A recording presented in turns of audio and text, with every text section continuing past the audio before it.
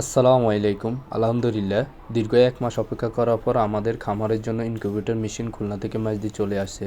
তাই আমি আর আমার আব্বু ইনকিউবেটর মেশিনটা নেওয়ার জন্য মাইজদির উদ্দেশ্যে রওনা দিলাম। গত ১ মাস আগে আমি আর আব্বু ভাবলাম কিভাবে আমাদের ব্যবসা বাড়ানো যায়, তাই আমরা ডিম বিক্রয় সীমাবদ্ধ থাকতে চাই না। এই জন্য আমরা 0 বাচ্চা এবং 10 দিনের বাচ্চা সেল করব বলে সিদ্ধান্ত নিই। এই জন্য একটি ইনকিউবেটর মেশিন অর্ডার করি খুলনা থেকে। বলতে না বলতে অবশেষে আমরা মাইজদি চলে আসলাম। মাইজদি নেমে এসে পরিবহনের সামনে যাওয়া লাগবে, কারণ আমাদের ইনকিউবেটরটি এসে পরিবহনে আসছে। এসে পরিবহনের সামনে গিয়ে দেখি আমাদের ইনকিউবেটর মেশিন মাত্র গাড়ি থেকে নামাচ্ছে। এখন আমাদের একটি ভ্যান ঠিক করতে হবে। কুরিয়ারের সামনে 3টি ভ্যান ছিল, বাট 6 কিলোমিটার রাস্তার জন্য তারা অনেক বেশি দাম চাচ্ছিল। যাই হোক, অবশেষে আমরা 700 টাকায় একটি ভ্যান ঠিক করলাম। এখন আমাদের কুরিয়ারের যাবতীয় লেনদেন সম্পূর্ণ করতে হবে, তাই আমরা অফিসের ভিতরে যাই। ইনকিউবেটর মেশিনটি অর্ডার দেওয়ার পূর্বে আমরা 5,000 টাকা অ্যাডভান্স করি এবং বাকি টাকাটা ক্যাশ অন ডেলিভারি দেওয়ার কথা ছিল। কুরিয়ারের লেনদেন শেষ করার পর আমাদের ইনকিউবেটর মেশিনটি ভ্যানে তোলা লাগবে। ইনকিউবেটর মেশিনটি দেখতে হালকা মনে হলো, এর ওজন ভালোই ছিল। ভ্যানে তোলার পর ইনকিউবেটর মেশিনটিকে ভালোভাবে বেঁধে নিতে হবে, কারণ আমাদের ওই দিকের রাস্তা ভালো না। বেঁধে নেওয়ার পর ওনাকে আসতে বললাম, আর আমি আর আব্বু অটোরিকশায় করে বাড়ির উদ্দেশ্যে রওনা দিলাম। আমরা বাড়িতে আসার অনেকক্ষণ পর ওনাকে দেখতে পেলাম মেশিনটি নিয়ে এইদিকে আসছে। অনেকক্ষণ সময় হওয়ার কারণ লোকটি আমাদের বাড়িটি ঠিকমতো চিনতেছিল না। উনি দড়ি খোলার পর আমি আর আব্বু ভাবতেছিলাম মেশিনটি কোথায় রাখা যায়। তারপর আমরা সিদ্ধান্ত নিলাম যে রুমে আইপিএস আছে ওই রুমেই মেশিনটি রাখবো, যেন কারেন্ট চলে গেলে বিদ্যুৎ লাইন দেওয়াতে কোনো সমস্যায় পড়তে না হয়। বাট ইনকিউবেটর মেশিনটি ভিতরে ঢুকানোর পর বড় ধরনের সমস্যায় পড়তে হয়। মেশিনটি কোনোভাবে দরজার ভিতর দিয়ে রুমে ঢুকানো সম্ভব হচ্ছিল না। 3টি দরজা আছে, একটি দিয়েও ঢুকানো সম্ভব হচ্ছিল না, কারণ দরজার প্রখর আছে 36 ইঞ্চি, মেশিনটি আছে 35 ইঞ্চি। মাত্র 1 ইঞ্চির ডিফারেন্সের জন্য মেশিনটি কোনো রুমেই রাখা সম্ভব হচ্ছিল না। আমি যে ইনকিউবেটর মেশিনটি নিই এটি হলো 1000 ডিমের ইনকিউবেটর মেশিন। উপরে 1000 ডিম এবং 200 হলো হ্যাসার। পরবর্তীতে আমি ইনকিউবেটর মেশিন নিয়ে বিস্তারিত একটি ভিডিও দিব। অনেক ভাবনা চিন্তার পরে আমরা সিদ্ধান্ত নিলাম ইনকিউবেটর মেশিনটি তো বাইরে রাখাও সম্ভব না, এই জন্য আমরা ছাদের উপরে চৌকিতে রাখবো। তাই আমার ছোট ভাই মেপে দেখতেছিল জায়গা হবে কিনা। দরজার মুখ যেদিকে ওইদিকে পর্যাপ্ত জায়গা না থাকে আমরা রডের উপরে কাঠ দিয়ে দাঁড়ানোর মতো জায়গা করে নিলাম। তারপর ওই মেশিনটি উপরের দিকে তুলে নিলাম।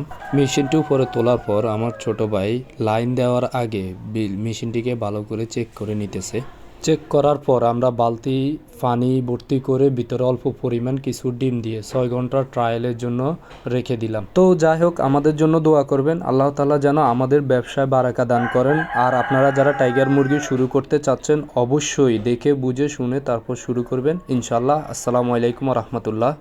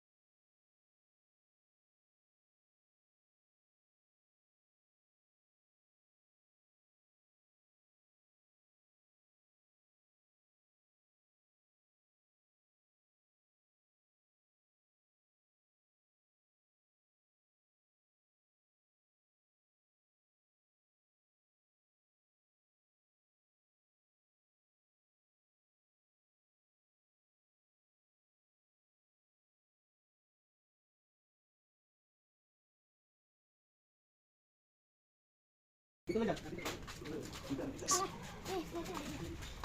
যান